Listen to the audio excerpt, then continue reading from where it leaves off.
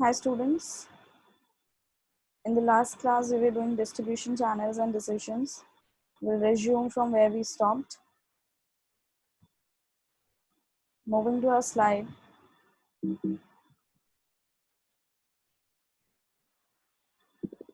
This is where we had started it from. Distribution channels and decisions कर रहे थे हम. पिछली क्लास में हमने देखा था कि इस टॉपिक के दो एस्पेक्ट्स होते हैं. इस यूनिट इस चैप्टर के अंदर हमें दो एस्पेक्ट्स को स्टडी करना होता है. पहला होता है मार्केटिंग लॉजिस्टिक्स का, जो हम लास्ट क्लास में कर चुके थे, जिसमें हमने टास्क और एक्टिविटीज रिक्वायर्ड या included in the distribution process from the manufacturer to the consumer detail में किया था. 5 टास्क इन्वॉल्व हमारे कौन से थे? Order processing, warehousing, inventory control, transportation and information monitoring. आज की क्लास में हमने जो करना है वो है दूसरा पर्सपेक्टिव इस चैप्टर का, दूसरा aspect which is channels of distribution. Channels of distribution में हम इंटरमीडियरीज को या मिडिल मैन को स्टडी करते हैं, उस रूट को, उस पाथ को स्टडी करते हैं जिसके थ्रू हमारा डिस्ट्रीब्यूशन ऑफ गुड्स होता है, जिसके थ्रू प्रोड्यूसर से कंज्यूमर तक सामान पहुंचाया जाता है. सो ये हमने लास्ट क्लास में किया था, ऑब्जेक्टिव्स और वो टास्क्स. फिर हमने एक एक टास्क की डिटेल में स्टडी की थी.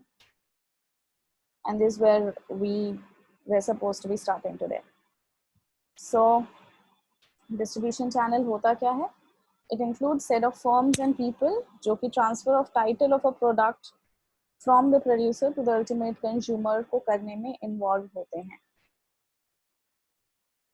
Distribution channel में, channel नाम है, you see we call it as channel. तो channel में जो जो route, जो जो path follow होता है उसको हम यहाँ पे स्टडी करते हैं. इस रूट में, इस पाथ में वन एक्सट्रीम एंड पे प्रोड्यूसर होता है और दूसरे एक्सट्रीम एंड पे कंज्यूमर होता है. अब इनके बीच में हम जितने भी इंटरमीडियरीज को या मिडिल मैन को इन्वॉल्व करेंगे, they also become a part of it and that's how a channel is form.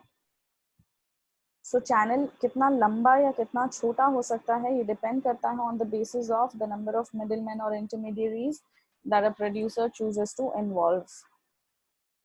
अब जो शॉर्टेस्ट डिस्ट्रीब्यूशन चैनल होता है वो होता है डायरेक्ट चैनल और जीरो लेवल चैनल, जहाँ पे मैन्युफैक्चरर डायरेक्टली कस्टमर को सामान पहुंचा रहा होता है. और दूसरा होता है इनडायरेक्ट चैनल, जहाँ पर कि प्रोड्यूसर कस्टमर को डायरेक्टली नहीं बल्कि indirectly through some other people और firms, through some other intermediaries और मिडिल मैन सामान पहुंचा रहा होता है. So direct channel being the shortest possible channel. ये किस किस टाइप के फॉर्म्स होते हैं जो अपने आप को, फॉर्म्स होते हैं या कंपनीज होते हैं जो अपने आप को डायरेक्ट चैनल में इन्वॉल्व करते हैं. एक तो होता है जो अपने प्लांट से या अपने ओन शॉप से कस्टमर्स को सामान सेल करते हैं. जैसे कुछ बड़ी कंपनीज भी होती हैं, स्मॉल मीडियम साइज कंपनीज भी होती हैं, एंटरप्राइजेस भी होते हैं जो कि डायरेक्टली अपने प्लांट से कस्टमर को सेल करते हैं. ओन शॉप्स, जैसे आपने अपने लोकेलिटी में देखा होगा कि कुछ बेकरी शॉप्स होते हैं जिनके कोई ब्रांचेस नहीं होते. They are making their own cakes and they are selling it to the customers there itself on their own. So ये डायरेक्टली अप्रोच कर रहे हैं अपने कस्टमर को, डायरेक्टली उनको सेल कर रहे हैं. So that is a zero level channel. Door to door sales, door to door sales हमने किन चीज़ों में यूजुअली देखा हुआ है, जैसे कि यूरेका फोब्स. यूरेका फोब्स जो है वो डोर टू डोर सेल्स के थ्रू ही अप्रोच करता है. या फिर वैक्यूम क्लीनर्स. आपके घर में जो वैक्यूम क्लीनर्स होते हैं, वैक्यूम क्लीनर का डेमोन्स्ट्रेशन ही इतना लॉन्ग हो जाता है, इतना टाइम टेकिंग हो जाता है that it is not possible, and also the retailers would not be interested to stock vacuum cleaners and sell it to the customers directly, because उनके डेमोन्स्ट्रेशन में, एक एक वैक्यूम क्लीनर के डेमोन्स्ट्रेशन में एक एक कस्टमर को, एक सेल्स पर्सन को more than 40-50 minutes or close to an hour or two देना पड़ जाता है. So it would consume a lot of time of the sales people. So the retailers also refrain from or are not interested into stocking it. And also vacuum cleaners are sold this way itself because it is better, it provides better access to the customer. तो वो door to door sales के through होता है. Sales by mail order house. Mail order house जहाँ पर कि हम courier services को या पोस्टल सर्विसेज को के थ्रू प्रोड्यूसर्स कस्टमर को सामान भेजते हैं, पहुंचाते हैं। जैसे आपने देखा होगा Asian sky shop, Asian sky shop जो टेलीविजन में ऐड दिखाते हैं, and then they, if you want to place an order, you need to call or write to them, and they'll send the product specified or desired by you through courier services or through postal services. So ये होते हैं direct channel और zero level channel. जैसे Amazon भी अपना Amazon Kindle, which is an e-book reader, they manufacture it themselves and they also sell it themselves. They do not involve any wholesalers or retailers in between or any middlemen in between. Direct channel और zero level channel का मैंने यहाँ पर एक example लिया हुआ है, दिखाया हुआ है आपको, यूरेका फॉर्म्स, जो कि एक वाटर प्योरीफायर मशीन सेल करती है। डायरेक्ट चैनल और जीरो लेवल चैनल के कुछ जो डिसएडवांटेजेस होते हैं, एक तो वो ये होता है कि it's not suitable for all the firms because it requires a lot of resources. What kind of resources? Financial resources ho, human resources ho, या other facilities ho, everything is required by the producer or by the manufacturer to have by their side, so that effective distribution को वो कर सके। If their customers are widely scattered customer हो, तो possible ही नहीं है कि manufacturer और producer खुद से ही customers के needs को satisfy कर सके डिस्ट्रीब्यूशन के थ्रू। एक और जो लिमिटेशन आता है वो ये आता है कि डिस्ट्रीब्यूशन जो है वो अपने आप में एक अलग से बहुत बड़ा काम है, एक बहुत बड़ा सेक्शन है which needs to be dealt with proper specialization. So अगर कंपनी जो है, मैन्युफैक्चरर जो है, प्रोड्यूसर जो है, वो डिस्ट्रीब्यूशन में लग जाएगा, तो उसका जो अपना ओन एरिया ऑफ स्पेशलाइजेशन है which is production, उसमें they will not be able to concentrate properly, और वो एरिया हमारी उनका अफेक्ट हो जाता है। So that's one of the reasons why, few of the reasons why most of the companies, most of the producers and manufacturers involve middlemen, and they do not prefer to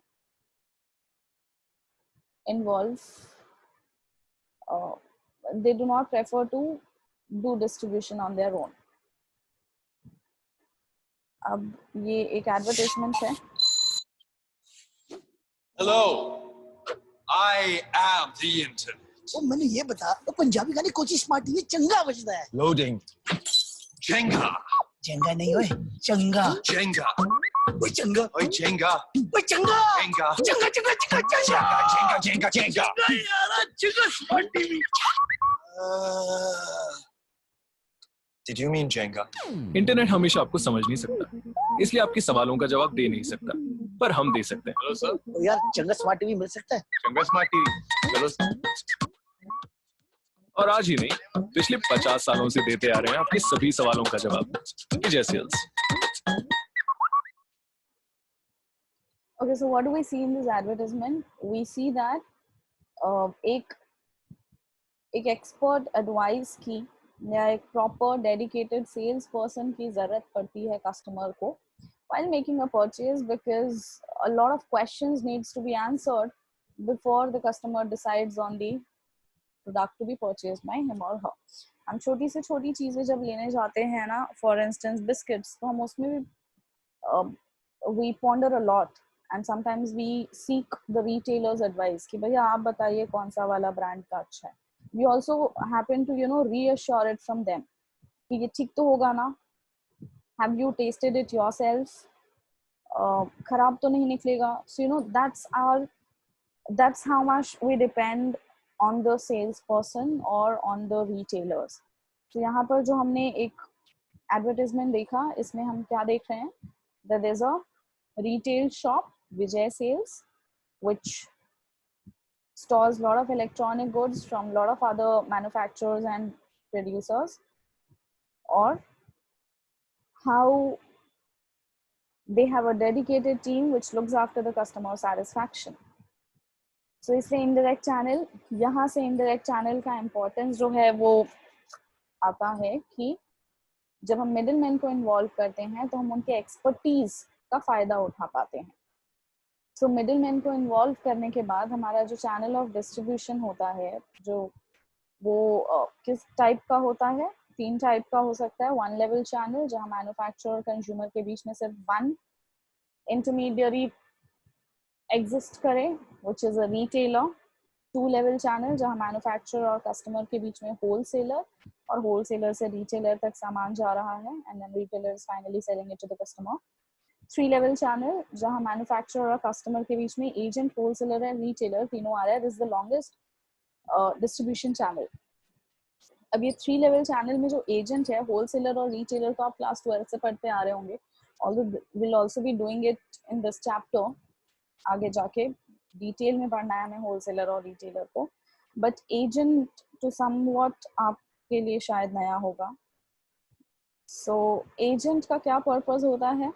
agent हम वहाँ पे involve करते हैं जहाँ पे manufacturer के लिए wholesaler से कांटेक्ट करना थोड़ा डिफिकल्ट होता है।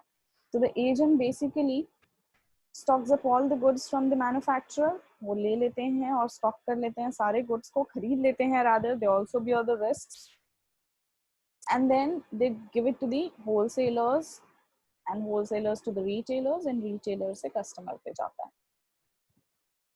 So this is the longest channel involved. One level channel जहाँ पर कि manufacturer से retailer से customer तक goods पहुँचता है। ये usually कैसे टाइप ऑफ गुड्स के लिए सूटेबल होता है? आपने बहुत बारी गाड़ियों की जो एजेंसीज देखी होंगी, शोरूम्स देखे होंगे, to sell automobiles 1 level channel use होता है जहां मैन्युफैक्चरर से सीधे उन एजेंसीज को जाती हैं, उन शोरूम्स को जाते हैं और वहां से कस्टमर्स खरीदते हैं। सो जो लेवल्स ऑफ चैनल है ना, ये कंपनीज जो है वो डिसाइड करती हैं on the basis of the type of product. आगे हम जाके पढ़ेंगे। I think perhaps the last or the second last topic would be factors to be considered while choosing the distribution channel. But indirect channel मैं आपको वैसे ही बता देती हूँ। मेजर कंसिडरेशन, वैसे तो बहुत सारे फैक्टर्स होते हैं, बट मेजर कंसिडरेशन जो होता है वो होता है हमारा टाइप ऑफ प्रोडक्ट क्या है। सो 2 लेवल चैनल जिसमें मैन्युफैक्चरर से होलसेलर, होलसेलर से रिटेलर और फाइनली रिटेलर से कस्टमर को सामान जाता है। ये most of the FMCG goods, fast moving capital consumer goods जो होते हैं, जितने भी हमारे डेली यूज की गुड्स होती हैं, for instance Maggi, Colgate, Coca-Cola, 5 Lifebuoy, Pepsi, Lays, Nescafe, Dove, Lux, जो भी आपको यहाँ पे दिख रहा है स्क्रीन पे, ये सारी चीजें जो हैं मैन्युफैक्चरर से होलसेलर लेते हैं, होलसेलर से रिटेलर एंड रिटेलर से कस्टमर्स। 3 लेवल चैनल जो सबसे लॉन्गेस्ट चैनल होता है, ये किन प्रोडक्ट्स के लिए यूज होता है? मोस्टली ये एग्रीकल्चर प्रोडक्ट्स के लिए यूज होता है, फ्रूट्स एंड वेजिटेबल्स के लिए होता है यूज। जैसे आप कई बार देखते हैं ना, the price of tomato and onion shoots up once in a year or twice in a year, it shoots up, जिसका बहुत बारी जो रीजन दिया जाता है वो scarce production होता है, but that's not true most of the time. It's also because of the major reason is most of the time what? Coding by the agents. So agents involved होते हैं agricultural products में। Next हम कर रहे हैं middle man की जरूरत ही क्यों पड़ती है? क्यों ऐसा नहीं होता कि जो प्रोड्यूसर्स हैं वो डायरेक्टली कंज्यूमर्स को गुड बेचते हैं? मिडिल मैन जो है ये बहुत सारी फैसिलिटीज प्रोवाइड कर रहे हैं। हमें लगता है कि मिडिल मैन जो है वो सिर्फ डिस्ट्रीब्यूशन कर रहा है, बट सिर्फ डिस्ट्रीब्यूशन नहीं, वो इसके अलावा प्रोडक्ट्स की ग्रेडिंग भी करते हैं। ग्रेडिंग मतलब जैसे आपके स्कोर कार्ड्स की ग्रेडिंग होती है ना, वैसे यहाँ पे एक टाइप के सिमिलर प्रोडक्ट्स की ग्रेडिंग होती है। Similar products are graded as one and the other products are graded as another.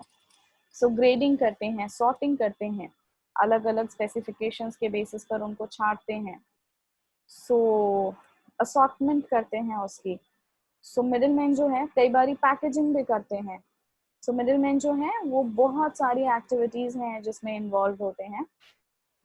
So let's see what are the role of middlemen or also the significance या importance अगर आपको आए question में तो भी you would be writing the same points. Let's see. Creation of utilities. Utilities यानी फायदे. So middlemen जो होते हैं वो कैसे utilities create करते हैं? वो place utility create करते हैं. एक जगह पे बनाया हुआ सामान वो कहाँ पे पहुँचाते हैं.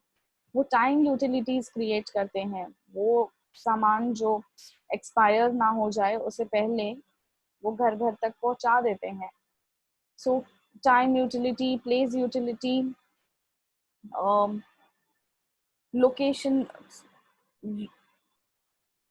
लोकेशन यूटिलिटी, हर तरह की यूटिलिटी जो है, ओनरशिप यूटिलिटी, कई बारी वो transfer of the title of goods में भी जो डॉक्यूमेंट्स प्रिपेयर करने होते हैं उसमें उसको भी बनाते हैं. तो वो सारे टाइप के यूटिलिटीज में हेल्प करते हैं. इकोनॉमी एंड एफर्ट, मैंने अभी जब आपको जीरो लेवल पढ़ा रही थी तो उसका डिसएडवांटेज बताया था कि डिस्ट्रीब्यूशन जो है अपने आप में एक बहुत बड़ा काम है जिसमें स्पेशलाइजेशन की ज़रूरत होती है. तो अगर ये रोल जो है हमारे लिए कोई और प्ले कर दे, ये रोल जो है हमारे लिए कोई और प्ले कर दे, प्रोड्यूसर्स के लिए कोई और प्ले कर दे, तो it becomes very easy for the producers or the manufacturers to focus on their main area which is production. One. Secondly, अगर प्रोड्यूसर जिसका स्पेशलाइजेशन प्रोडक्शन में है वो डिस्ट्रीब्यूशन करने जाएगा तो उसको ना बहुत ज़्यादा एफर्ट लगेगा वो करने में. Whereas अगर यही चीज़ कोई स्पेशलाइज्ड कर देगा उसके लिए तो effort would be effortless for a specialized firm or a person. Also the fact that imagine करो अगर मुझे सारे products जो हैं from the point of view of customer, अगर customer को सारे products जो हैं manufacturer से directly लेना पड़े, how difficult it would become. We would be short of choices also because अगर मुझे Procter and Gamble, P&G का कोई product लेना है, Pantene या Head and Shoulder, तो मुझे उनको contact करना होगा. मुझे HUL का कोई प्रोडक्ट लेना है तो मुझे उनको अलग से कांटेक्ट करना होगा. सो even comparison or availability at one place would be a very difficult, would be like a dream for us rather. So हमारे भी जो एफर्ट है उसको कौन कम कर देता है? Middleman, because they stock up all the goods at one place and it is convenient for us to purchase it from the retailers जहाँ हमें सब कुछ मिल जाता है. मार्केट कवरेज, एक जगह पे बनाया हुआ गुड्स जो है उसको कहाँ कहाँ तक पहुँचाना होता है, चाहे वो नॉर्थ इंडिया में कहीं बना हो, मे बी इन उत्तराखंड उसका फैक्ट्री हो, उसकी प्रोडक्शन हो रही हो, और उसको यूज़ कहाँ करना है? All over India, from north east to southern India. So market को ब्रॉडली कौन कवर अप कर सकता है? The wholesalers and the retailers which are scattered everywhere. Not possible for one producer to take care of all the areas, all the locations. It also provides local convenience to customers. Local convenience, ready deliverables items मिलते हैं हमें. छोटी छोटी चीज़ों के लिए हमें कहीं जाना नहीं पड़ता, बहुत दूर नहीं जाना पड़ता. In our streets itself, in our localities itself, we find most of the goods there. घर के नीचे ही हमारी छोटी छोटी दुकानें होती हैं जहाँ मैक्सिमम चीज़ें मिल जाती हैं of daily needs, and seldom we have to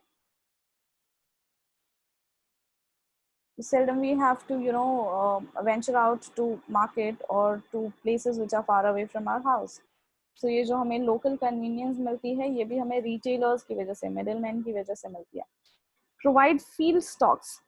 Field stocks का मतलब है कि ये ना जब प्रोड्यूसर से सामान लेते हैं तो they always by it in bulk. The middleman always by it in bulk and they keep the stock. और क्योंकि इनके पास स्टॉक रहता है इसलिए जब जब ज़रूरत हो हमें इजीली मिडलमैन के थ्रू मिल जाता है. प्रोड्यूसर से सामान मंगाना हो तो सोचो, if I stay in Tamil Nadu, I need something which is manufactured in Uttarakhand, it will take a lot of time to reach it to me. But क्योंकि फील्ड स्टॉक्स जो हैं वो हमेशा अवेलेबल रहते हैं with the wholesalers, with the retailers. अगर retailer का सामान स्टॉक आउट भी हो जाता है तो वो होलसेलर से क्विकली ले लेते हैं. Wholesaler is somewhat located close by. and the retailer does not have to approach to the producer every time. Financing, ये जो मिडिलमैन होते हैं ये हमें फाइनेंसिंग, हमें नहीं, आई मीन ये प्रोड्यूसर्स को फाइनेंसिंग सर्विसेज भी देते होते हैं. कैसे फाइनेंसिंग सर्विसेज? ये जो भी स्टॉक वहां से उठाते हैं उसकी पेमेंट कर देते हैं, प्लस कई बारी ये एडवांस भी पे कर देते हैं for the order that they want to pick up the next time और for the order that they place today. So इसलिए दे हेल्प इन फाइनेंसिंग. हमें भी ये फाइनेंसिंग में हेल्प करते हैं. कैसे? हमारा जो आस पड़ोस में दुकान होते हैं, we usually happen to buy on credit from them. हम उनसे उधार पे सामान लेकर आते हैं, है ना. So these retailers are also buying, are also helping us financially. Now imagine, had you been buying these products from the company itself, directly from the company, would they be providing you loan facility or would they be giving it to you on credit? No, not really. Servicing, after sale services होती हैं या कुछ हमारी complaints होती हैं, ये सारी चीज़ें भी मिडिल मैन हेल्प आउट करते हैं हमें. They also act as channels of communication. ये कस्टमर का जो फीडबैक है वो प्रोड्यूसर तक पहुंचाते हैं और प्रोड्यूसर जो नए फीचर्स इनकॉर्पोरेट करता है प्रोडक्ट्स में, ये उसको कस्टमर को एक्सप्लेन करते हैं. So they also act as channel of communication. They help in promotion. How do they help in promotion? ये विंडो डिस्प्ले करते हैं, ये सेल्समैनशिप करते हैं और भी बहुत सारी चीज़ों की वजह से ये हमें प्रमोशन में, गुड्स को प्रमोशन में हेल्प करते हैं. होता है ना that we do not really know about a product, we haven't even seen the advertisement on television or anywhere else, and we happen to visit a local store and we see a new product. तो हम ना फिर उनसे पूछते हैं हमें वो product दिखा भी क्यों? Window display. वो उसको सामने ही डिस्प्ले करके रखते हैं या उसका कोई पोस्टर लगा के रखते हैं या कोई फ्लेक्स लगा के रखते हैं. तो अभी हमने टीवी पे नहीं देखा है एड, लेकिन हमने दुकान में वो सामान देख लिया and we happen to become a little inquisitive and ask the shopkeeper कि भैया ये क्या है, how do you use it, who has launched it, how much is it for, is it helpful, and कहीं ना कहीं वो promote कर रहे हैं मैन्युफैक्चर के गुड्स को. अब मिडिलमैन होते कितने टाइप के हैं? कुछ होते हैं, 2 टाइप के होते हैं, फंक्शनल मिडिलमैन और मर्चेंट मिडिलमैन. ब्रॉडली 2 टाइप के होते हैं, फंक्शनल एंड मर्चेंट. डिफरेंस क्या है इन दोनों में? फंक्शनल मिडिलमैन वो होते हैं जो गुड्स को बस ट्रेड कर रहे होते हैं, मतलब वो पोजेशन तो ले लेते हैं या पोजेशन ना भी ले, वो ओनरशिप कभी नहीं लेते. They never by the products, they don't own it, they only try to sell it to the customers on behalf of the producer itself. Whereas merchant middlemen जो होते हैं ये goods की possession as well as ownership दोनों ले लेते हैं. So merchant middleman owns the good, they buy it from the producers and therefore sell it ahead. Whereas functional middlemen जो होते हैं, they don't buy it from the producers, they only take the possession, or they may not take the possession also, they try to sell it on behalf of the producer, they act as the agents of the producers and they work on for commission. Functional middleman के कितने types होते हैं देखते हैं हम. सबसे पहले factors. Factors क्या होते हैं? ये कुछ ऐसे मिडिलमैन होते हैं जो सामान को प्रोड्यूसर के अप्रूवल पे अपने पास रखते हैं. इनके पास गुड्स जो है वो पोजेशन में तो होता है, इनके कंट्रोल में तो होता है, लेकिन ये सामान को बिना प्रोड्यूसर से पूछे हुए नहीं बेचते. ठीक है. और अगर बेच दे तो जो पैसा होता है वो लेकर प्रोड्यूसर को देते हैं और फिर उनसे इन रिटर्न कमीशन लेते हैं या अपना कमीशन काट के बचा हुआ पैसा प्रोड्यूसर को पास ऑन कर देते हैं. ब्रोकर्स, ये ऐसे फंक्शनल मिडिलमैन हैं जो ना तो ओनरशिप लेते हैं ना पोजेशन लेते हैं. जैसे आपने हाउस ब्रोकर्स देखा होगा ना, रेंट पे लेने के लिए आप यूजुअली ब्रोकर को कांटेक्ट करते हैं. तो ब्रोकर जो होता है ना, ये दोनों पार्टीज की तरफ से भी हो सकता है. कई बार ब्रोकर जो होता है वो सेलर की तरफ से होता है तो वो सेलिंग ब्रोकर कहलाता है. कई बार जो ब्रोकर होता है वो बायर की तरफ से होता है तो बायर ब्रोकर कहलाता है या बाइंग ब्रोकर कहलाता है. ब्रोकर जो होता है ये कमीशन के लिए सेल कर रहा होता है, डिस्ट्रीब्यूट कर रहा होता है उस गुड्स को. अब वो कमीशन अगर सेलर से मिलने वाला है तो अलग है, बायर से मिलने वाला है तो अलग है। कई बार दोनों लोगों से भी कमीशन ले लेते हैं ब्रोकर्स, पर ब्रोकर्स जो है गुड्स का पोजेशन नहीं लेते, ये बिल्कुल गुड्स को पोजेस नहीं करते, रखते भी नहीं है अपने पास, ओनरशिप तो दूर दूर की बात रही। कमीशन एजेंट्स या पॉपुलरली इनको एजेंट्स बोला जाता था, बट जब से डेल क्रेडर एजेंट्स का एक अलग से हम पढ़ने लगे कैटेगरी, तब से कमीशन एजेंट्स इसको कहा जाने लगा। एजेंट्स यानी कि जो बायर को प्रिंसिपल कह लो और उनके बिहाफ पे ये गुड्स सेल करते हैं। इनमें और ब्रोकर में क्या डिफरेंस है कि ब्रोकर जैसे पोजेशन नहीं रखता, ये पोजेशन ऑफ द गुड्स रखते हैं। और एजेंट्स की एक खास बात क्या है जो फैक्टर्स में भी नहीं थी, फैक्टर्स से ये कैसे डिफर करता है कि एजेंट्स जो होते हैं ना, ये ट्रांसफर ऑफ टाइटल के लिए जो ज़रूरतें होती हैं वो भी सारी पूरी करते हैं। They also make arrangements for the transfer of title of the goods. So ये सारे जो और भी functions होते हैं ना मिडिलमैन के, जैसे कि warehousing, grading, packaging, sampling, ये सारी चीजें कमीशन एजेंट्स करते हैं। तो डेल क्रेडर एजेंट्स इससे कैसे डिफरेंट है? आप सभी ने ना कॉमर्स में अकाउंटिंग के अंदर कंसाइनमेंट पढ़ा होगा, कभी ना कभी क्लास 11th में पढ़ा होगा परहैप्स, या फिर आपने ग्रेजुएशन में पढ़ा होगा कंसाइनमेंट अकाउंटिंग। कंसाइनमेंट में आपको याद होगा कि आपने डेल क्रेडर एजेंट्स का ट्रीटमेंट किया होगा। मैं आपको बता देती हूँ डेल क्रेडर एजेंट्स वैसे क्या होते हैं। जब भी माल हम किसी भी एजेंट को बेचने के लिए देते हैं, मतलब कमीशन एजेंट्स और डेल क्रेडर एजेंट्स में डिफरेंस क्या है वैसे समझते हैं। जब भी माल हम किसी भी एजेंट को बेचने के लिए देते हैं तो वो एजेंट हमसे हमारा माल बेचकर हमसे कमीशन लेता है, राइट। अब लेट से एजेंट का कमीशन है 8% या 5% और एजेंट मेरे बिहाफ पे सेल कर रहा है। अब जाहिर सी बात है कि अगर एजेंट नहीं सेल कर रहा होता, मैं खुद भी कस्टमर्स को सेल कर रहा होता, तो there are lot of customers who buy goods on credit. Not every customer buys goods on cash. अब हम सिर्फ कैश पे बेचेंगे तो मेरा सेल्स कम होगा, because customers would want facilities, not everyone has ready money with them. So यही रीजन है कि कंपनीज जो हैं वो गुड्स को कैश पे भी बेचती हैं और क्रेडिट पे भी बेचती हैं, and a huge amount of goods are actually sold on credit. So ये जो क्रेडिट पे सामान बेच रही है एजेंट, मैं बेचता तो मैं भी क्रेडिट पे बेचता, तो मैं एजेंट को कैसे मना कर सकता हूँ कि आप क्रेडिट पे नहीं बेचेंगे। तो जो क्रेडिट पे एजेंट बेच रहा है, मान लो कुछ डिफॉल्टर्स हो गया, बैड डेब्ट्स अकाउंटिंग में जिसको हम बैड डेब्ट्स बोलते हैं, मान लो कुछ बैड डेब्ट्स हो गए, तो बैड डेब्ट्स किसके हुए, मेरे हुए या एजेंट के हुए? मेरे ही हुए, प्रोड्यूसर के ही हुए, क्योंकि एजेंट तो मेरे बिहाफ पे बेच रहा था। अब जब बैड डेब्ट मेरा होना है यानी प्रोड्यूसर का होना है, तो एजेंट कितना कॉशियस रहता होगा क्रेडिट पे माल देते वक्त? बिल्कुल भी नहीं, क्योंकि मेरे को तो मेरा कमीशन मिल ही रहा है हर सेल पर। अब चाहे मैं जिसको भी बेचूं, मेरे को देख के पता चल रहा है कि ये जो बंदा आया है मेरे पास, एक्सपर्टीज होती है ना मिडिलमैन के पास, तो उस एजेंट के पास भी तो एक्सपर्टीज होगी जिसके थ्रू आप सामान बेचवा रहे हैं। तो कस्टमर को पहचानने की भी एक्सपर्टीज होगी, वो कस्टमर को देखकर पता तो लगा लेगा कि भैया ये वापस मुड़ के आने वाला नहीं है, ये माल आज उधार पे लेके गया और फिर ये गायब हो गया। लेकिन एजेंट को इससे क्या मतलब? एजेंट को तो लगेगा मैं इसको भी बेच देता हूँ क्योंकि मेरे को इस सेल पे भी कमीशन मिलेगा। जो लॉस हुआ वो तो बिजनेसमैन का हुआ, वो तो प्रोड्यूसर का हुआ, वो तो मैन्युफैक्चरर का हुआ, मेरा क्या जाता है?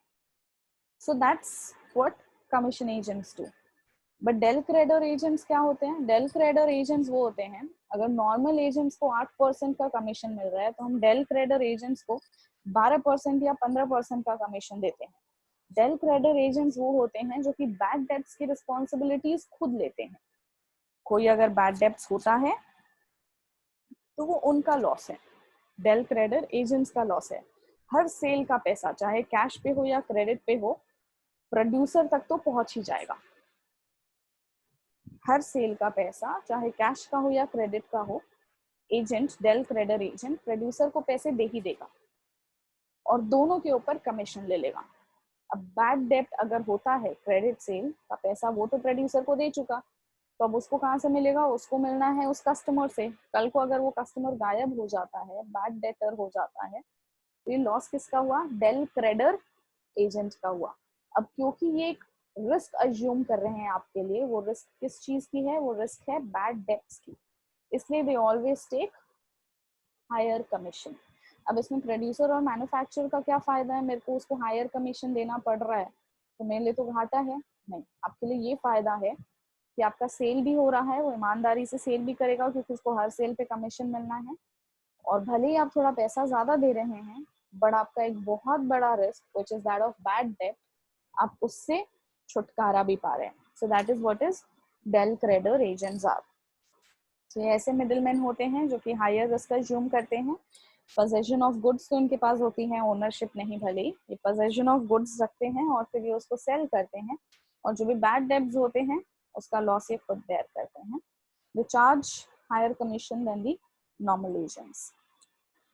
ऑक्शनियर्स, नीलामी, ऑक्शन सुना ही होगा सबने। ऑक्शनियर्स क्या होते हैं? ये कुछ ऐसे मिडिलमैन होते हैं जो कि गुड्स इकट्ठा करते हैं और उसको ऑक्शन करते हैं एक प्रेस्क्राइब्ड वेन्यू पे, एक प्रेस्क्राइब्ड डेट पर, एक प्रेस्क्राइब्ड टाइम पे। ये कस्टमर्स को बुलाते हैं और बिडिंग के थ्रू ऑक्शन करते हैं और उस पे ये कमीशन चार्ज करते हैं।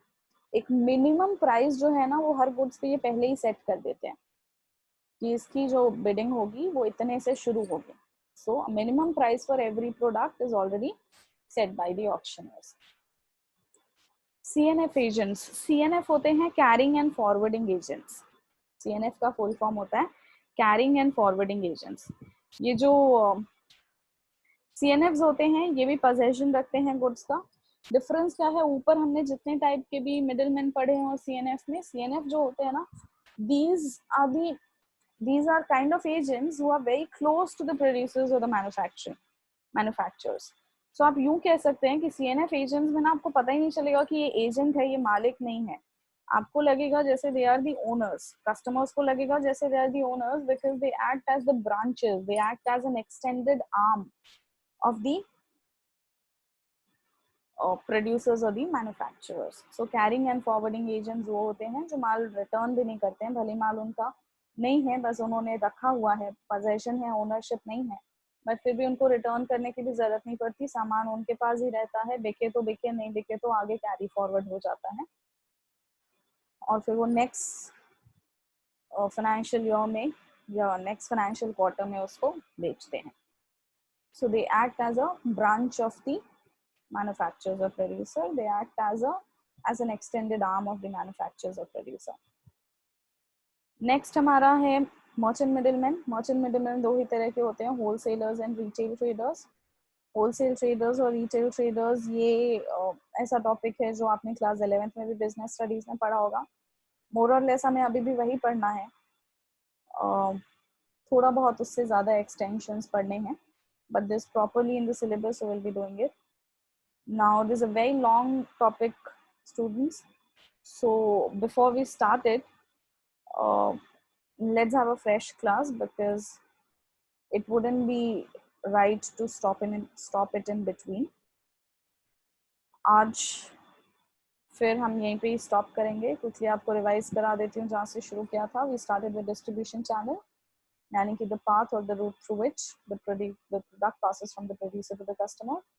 कितने टाइप के होते हैं? 4 टाइप के होते हैं, 0, 1, 2, 3। 0 के एग्जाम्पल देखे थे हमने, 1 लेवल का देखा था, 2 लेवल एंड 3 लेवल का भी देखा था। रोल ऑफ मिडिलमैन हमने किया, रोल और सिग्निफिकेंस और इम्पोर्टेंस ऑफ मिडिलमैन, कुछ भी करके आपको क्वेश्चन फ्लोट हो तो the answer should be same, यही 9 पॉइंट्स लिखेंगे आप। फिर हमने टाइप्स ऑफ मिडिलमैन करा, functional and merchant. Functional middleman कितने टाइप के होते हैं? ये जो 6 टाइप्स के होते हैं हमने इनको डिटेल में किया। Merchant middlemen will be doing in the next class. So that is it for today. Thank you.